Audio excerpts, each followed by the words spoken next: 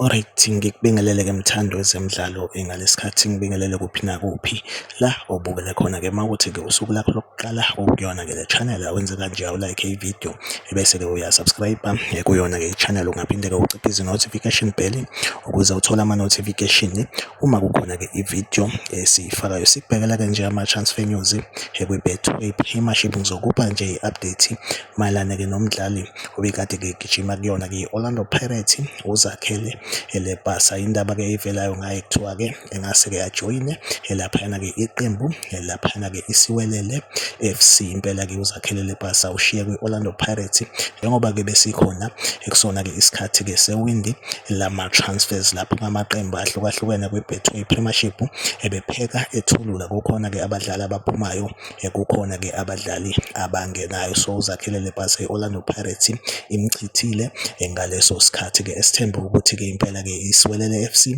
impela-ke sizomsayina kungedala kusukela manje-ke yona update engiphethe njengamanje. Like ividiyo, usubscribe kuyona-ke i-channel, mina nawe asihlangabezana kwividiyo elandelayo. Lisale kahle.